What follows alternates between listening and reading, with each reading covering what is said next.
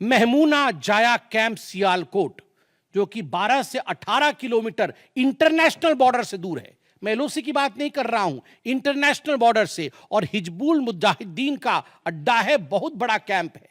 कठुआ और जम्मू क्षेत्र में जो भी आतंकवादी गतिविधि होती है, सियालकोट के इस मजनूमा जाया कैंप से आतंकवादी भेजे जाते हैं। भारतवर्ष ने उसे ध्वस्त किया। मरकज तैयबा मुरीद के, जो कि अंतर्राष्ट्रीय सीमा से 18 से 25 किलोमीटर दूर है। 2008 के मुंबई का जो हमला हुआ था, 26/11 के नाम से जिसे हम जानते हैं, उसमें जो आतंकवादी आए थे, अजमल कसाब और डेविड हेडली, उनकी ट्रेनिंग मरकज तैयबा मुरीद के में हुआ था। और आज मैं फक्र के साथ कह सकता हूं, गर्व के साथ कह सकता हूं कि भारत की सेना ने, भारत की राजनीतिक इच्छा शक्ति ने और भारतीयों ने मरकज तैयबा मुरीद के को ध्वस्त किया है, समाप्त किया है। मरकज सुभान अल्लाह बहावलपुर इंटरनेशनल बॉर्डर से 100 किलोमीटर की दूरी पे है। विश्व में किसी ने ऐसा नहीं सोचा होगा, पाकिस्तान ने तो सपने में भी नहीं सोचा होगा कि भारत की सेना के पास, भारत की एयरफोर्स के पास और भारत के राजनेताओं के पास ऐसी इच्छा शक्ति होगी कि इंटरनेशनल बॉर्डर से 100 किलोमीटर दूर घुस के वो हमारे आतंकी अड्डे को ध्वस्त कर सकते हैं। मरकज सुभान अल्लाह, जो कि जैशे मोहम्मद का मुख्यालय था, उस मुख्यालय को भारत की वायुसेना ने ध्वस्त किया। यह कोई छोटा विषय नहीं है। यह बहावलपुर एक ऐसा स्थान है जहां यूनाइटेड स्टेट्स, यूएस भी अपने ड्रोन नहीं भेज पाया था। उस जगह पे भारत घुस के मारता है। आज का भारत, आज का नया भारत यही है। ये नाम, जो 9 नाम मैंने पढ़े, हमें याद रखने चाहिए, मगर उन नामों के साथ मैं कुछ और भी बताना चाहता हूं। जो आतंकवादी मारे गए, एक लक्ष्य था आतंक के ठिकानों को, आतंक के अड्डों को सफाई करना, ध्वस्त कर देना। दूसरा लक्ष्य था ऑपरेशन सिंदूर का, आतंकवादियों को चुन चुन कर मारना, उन्हें मिट्टी में मिलाना। 100 से अधिक आतंकवादी मारे गए, 100 से अधिक। मैं कुछ आतंकवादियों के नाम पढ़ता हूं जिनको कि हम डिस्कस करते थे डिबेट्स में, टीवी पे, यूएन में, जिनको कि यूएस ने भी कंडेम कर रखा था। मैं नाम पढ़ रहा हूं। मुदस्सर कादियान खास उर्फ मुदस्सर उर्फ अबू जुंदाल। अबू जुंदाल नाम से हम जानते थे इस आतंकवादी को। और जो लश्कर तैयबा का आतंकवादी था, वो मरकज तैयबा का जो मुरीदके में है, उसका इंचार्ज था। जब वो मरा तो उसके गार्ड ऑफ ऑनर, उसका जो जनाजा निकला, उसमें पाकिस्तान के आर्मी के अधिकारी थे, पाकिस्तान आर्मी के चीफ थे, पंजाब सीएम मरियम नवाज भी उसमें रही। आप सोचिए, ये एक सरकारी जमीन पर हुई और तमाम बड़े लोग, सरकारी लोग पाकिस्तान के उसमें शामिल हुए, जिससे कि यह सिद्ध होता है कि terror and the sponsors of terror are hand in glove together. आतंकवादी और जो आतंकवादियों को बढ़ावा देने वाले, वो एक साथ काम करते हैं। दूसरा, हाफिज मोहम्मद जमील, ये जैशे मोहम्मद का आतंकवादी है। ये ब्रदर इन लॉ, साला था मौलाना मसूर अजहर का, और इंचार्ज था मरकज सुभान अल्लाह बहावलपुर का, वह भी मारा गया। तीसरा आतंकवादी मोहम्मद यूसुफ अजहर उर्फ उस्ताद जी उर्फ मोहम्मद सलीम उर्फ घोशी साहब, जैसे मोहम्मद का नामी आतंकवादी, और यह भी मौलाना मसूद अजहर से जुड़ा हुआ था, और यह वेपन ट्रेनिंग देता था जैशे मोहम्मद का। और सबसे बड़ी बात, IC 184 के हाईजैकिंग में इसका हाथ था। IC 814 के हाईजैकिंग में इसका हाथ था, वह भी मारा जाता है। चौथा आतंकवादी खालिद उर्फ अबू अक्सका। खालिद ये लश्कर तैयबा का आतंकवादी था, फैसलाबाद में मारा गया और वहां उसका फ्यूनरल होता है। अब मैं ये तस्वीर दिखाना चाहूंगा, आप ये तस्वीर देखिए। ये तस्वीर कोई साधारण तस्वीर नहीं है। यह तस्वीर है उन आतंकवादियों का जिनका जनाजा निकला। और इस तस्वीर में मैं दिखाना चाहूंगा कि ये जो खड़ा है सामने व्यक्ति, इस व्यक्ति का नाम है, ये एलईटी का कमांडर है, लश्कर तैयबा का कमांडर है, अब्दुल रऊफ।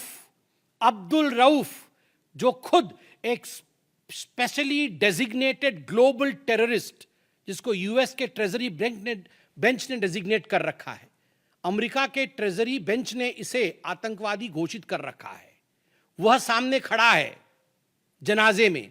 और उसके पीछे जो खड़े हैं, मैं एक एक करके नाम पढ़ता हूं। लेफ्टिनेंट जनरल फैयाज हुसैन शाह, जो कि लेफ्टिनेंट जनरल है पाकिस्तान आर्मी के। मेजर जनरल राव इमरान सरताज, जो कि मेजर जनरल है पाकिस्तान आर्मी के। ब्रिगेडियर मोहम्मद फुरकान शब्बीर, पाकिस्तान आर्मी के। Doctor Usman Anwar, IGP Punjab. और Malik Sohaib Ahmed Bharth, member of provincial assembly of Punjab. ये बड़े बड़े लोग, तथाकथित सरकार के बड़े बड़े लोग, पाकिस्तान के आतंकवादियों के जनाजा में शामिल होने आए हैं। और जनाजे को लीड कर रहा है एक आतंकवादी, डेजिग्नेटेड आतंकवादी। और आप देखिए, ये बिफोर और आफ्टर, ये जितने भी मैंने आपको अभी आतंकवादी ठिकानों का नाम बताया, किस प्रकार उनकी परिस्थिति थी और क्या उनकी परिस्थिति हुई, यह इस तस्वीर से हम देख सकते हैं। तो उद्देश्य मैं बता रहा था, ऑपरेशन सिंदूर का उद्देश्य बहुत स्पष्ट था। उसका उद्देश्य था आतंकवाद के ठिकाने को ध्वस्त करना, आतंकवादियों को मारना और आतंकवाद के खिलाफ एक संदेश भेजना। और उसमें हम सफल हुए। पहली बार एक बात पूरे विश्व ने देखा कि पाकिस्तान का हर इंच भारत के पहुंच के अंदर है। कोई कोना पाकिस्तान का ऐसा नहीं है जो भारत के पहुंच से बाहर हो। और आप सोच के देखिए, पाकिस्तान का एयर डिफेंस सिस्टम फेल हो जाता है।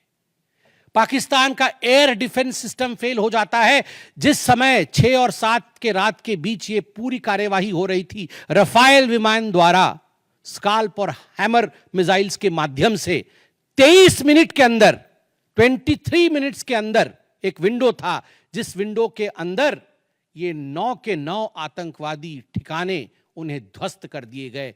23 मिनट में पूरा विश्व ने देखा कि भारत क्या कर सकता है। मुझे लगता है पूरे विश्व में इस प्रकार से 23 मिनट के अंदर इतने प्रेसिशन के साथ आतंकवादी ठिकानों पर हमला किसी देश ने पहले किया होगा। और जब यह पूरा एक्सरसाइज समाप्त हुआ, उसके बाद जब हमारे एमईए ने, हमारी आर्मी ने प्रेस कॉन्फ्रेंस किया, तो उसमें कुछ 4 शब्द बहुत महत्वपूर्ण थे। वो 4 शब्द हैं: controlled, precise, measured, non escalatory. हमने ये जो 9 अड्डे ध्वस्त किए, वो कंट्रोल्ड तरीके से ध्वस्त किए। प्रिसाइज, कोई सिविलियन अड्डा या कोई मिलिट्री टारगेट नहीं था, प्रिसाइज टारगेट था, आतंकवादी ठिकाने, उनको ध्वस्त कर दिए।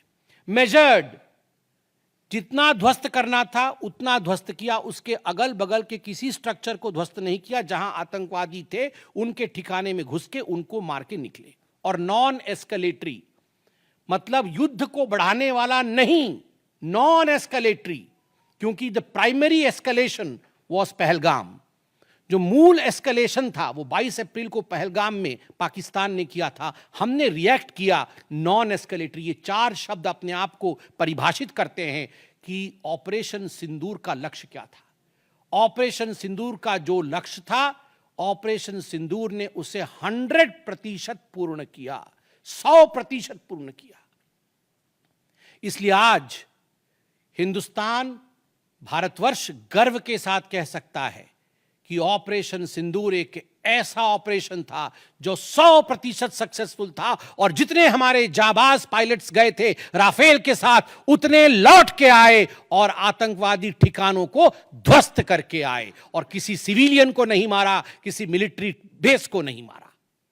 मगर दुखद है, जैसा कि पाकिस्तान से एक्सपेक्टेड है। पाकिस्तान उसके पश्चात रिटेलिएशन करता है, पाकिस्तान अपने ड्रोन्स इत्यादि भेजता है, मगर भारत की सिस्टम ने पाकिस्तान के इन ड्रोन्स को, इन मिसाइल्स को हवा में ही समाप्त कर दिया। और सबसे बड़ी बात है, एयर डिफेंस सिस्टम लाहौर का 7 और 9 तारीख के बीच लाहौर के एयर डिफेंस सिस्टम को समाप्त करने का काम हिंदुस्तान ने किया। और 9 और 10 तारीख के बीच, 9 मई और 10 मई के बीच 11 एयर बेसेस को, पाकिस्तान के 11 एयर बेसेस को ध्वस्त करने का काम भारतवर्ष ने रिटेलिएशन में किया। जब पाकिस्तान ने भारतवर्ष के ऊपर एस्केलेशन किया तो भारतवर्ष ने 11 एयर बेसेस को समाप्त किया। इन एयर बेसेस के नाम भी हमें याद रखने चाहिए। तमाम भारतीयों को वो 9 नाम आतंकवादी ठिकाने याद रखने चाहिए, स्मरण होना चाहिए। और ये जो 11 एयरबेस हैं, हिंदुस्तान अपने पर आ जाए तो क्या कर सकता है अपने लोगों को बचाने के लिए। ये 11 नाम भी मैं पढ़ता हूं। नूर खान, ये नूर खान वह एयरबेस है जहां पर एयर टू एयर रीफ्यूएलिंग करने की क्षमता है। हवा में उड़ रही हो अगर आपका विमान, तो एयर टू एयर रीफ्यूएलिंग यही नूर खान से हो सकती है। जब भारत ने नूर खान को ध्वस्त किया तो जो जहाज थे पाकिस्तान के, उनके पास वो क्षमता नहीं रही कि वो हवा में अधिक समय तक युद्ध कर सके, उन्हें नीचे उतरना ही पड़ा। नूर खान, रफीकी, मुरीद, सुक्कूर, सियालकोट, पसरूर, चुनियान, सरगोदा, स्कारू, बुलारी और जकोबाबाद, ये तमाम मैं फोटोज लेके आया हूं। जकोबाबाद का ये फोटो देखिए, क्या था पहले और क्या हुआ बाद में, क्या था पहले और क्या हुआ बाद में। आप देख सकते हैं परखच्चे उड़ गए। यह है प्रिसीशन ऑफ इंडियाज अटैक। तमाम फोटो हैं यहां पे, किस प्रकार से हमने एक एक करके उनके एयर बेसिस को समाप्त किया। आप देख सकते हैं सारे एयर बेसिस के हम फोटो लेके आए हैं, जकोबाबाद से लेके बाकी तमाम। क्योंकि आपने ये सब देखा हुआ है, मैं अधिक समय नहीं लूंगा। आर्मी ने आपको दिखाया है, डीजीएमओज ने आपको दिखाया है, इसलिए मैं इसको आपको दिखा के दोबारा, I would not like to take much time, but मैं रिमाइंड करना चाहूंगा कि 11 एयर बेसेस को हमने ध्वस्त किया। और इसमें एक बड़ा विषय है, पहली बार विश्व में किसी देश ने एक न्यूक्लियर कंट्री के अंदर घुस करके उनके एयर बेसेस को समाप्त करने का काम किया। पाकिस्तान एक न्यूक्लियर कंट्री है, उसके अंदर घुस करके उनके एयर बेसेस को 20% पाकिस्तान के एयरफोर्स के इंफ्रास्ट्रक्चर को भारतवर्ष ने नाकाम कर दिया। 20% of PAF's infra was destroyed by India. Just imagine, एक न्यूक्लियर कंट्री है, उसमें घुसकर मारना, यह अपने आप में पूरे विश्व में पहला इंस्टेंस है। और भुलारी एयरबेस में 50 PAF पाकिस्तान एयरफोर्स के जवान मारे गए, जिसमें स्क्वाड्रन लीडर उस्मान यूसुफ भी मारे गए। कुल मिलाकर के 9 आतंकी ठिकाने, 11 एयरबेस, 100 से अधिक आतंकी, 50 जवान और अपनी इज्जत, यह पाकिस्तान ने खोया है। I repeat, what Pakistan has lost via operation Sindoor. 9 आतंकी ठिकाने, बड़े बड़े आतंकी ठिकाने, 11 एयरबेस, 100 से अधिक आतंकवादी, 50 से अधिक जवान और अपनी इज्जत, यह पाकिस्तान ने खोया है। यह झटका पाकिस्तान सह नहीं पाया और उनके डीजीएमओ का 10 तारीख को ही फोन आया। और उसके पश्चात मैं कहूंगा यह सीज फायर नहीं, ये एक अंडरस्टैंडिंग है। ये एक अंडरस्टैंडिंग है कि यदि भविष्य में किसी प्रकार का कोई भी आतंकी हमला होता है तो यह अंडरस्टैंडिंग तोड़ दी जाएगी। हमने करके दिखाया है, जो पहले कभी नहीं हुआ था वो हुआ है इस बार। अंदर घुस के मारा है हमने, ये एक अंडरस्टैंडिंग है। और सबसे बड़ी बात है, पाकिस्तान में उनके मौलाना, उनके मौलवियों ने पाकिस्तान का साथ नहीं दिया। मगर हिंदुस्तान की एकता देखिए, हिंदुस्तान का भाईचारा देखिए। पूरा देश एक होकर खड़ा हुआ, पूरा देश सेना के पीछे, सेना के अदम्य साहस के पीछे, हमारी राजनीतिक इच्छा शक्ति के पीछे पूरा भारत एक होकर खड़ा हुआ। और आज मैं कहना चाहता हूं कि आज पाकिस्तान पूरे विश्व में अलग थलग पड़ा है। पहले भी ऐसे वक्त थे, अनेकों प्रयास भारतवर्ष करता था। पहले हम सबूत देते थे, प्रयास करते थे डोजियर के माध्यम से पाकिस्तान को प्रूफ दे आतंकवाद का। वो डोजियर लेती थी मगर उस पर काम नहीं करती थी। मगर आज नए भारतवर्ष ने पाकिस्तान को बख्शा नहीं है।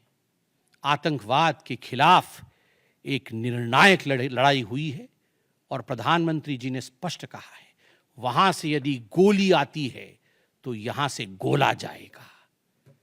इसी के साथ मैं अपने वक्तव्य को समाप्त करता हूं। कोई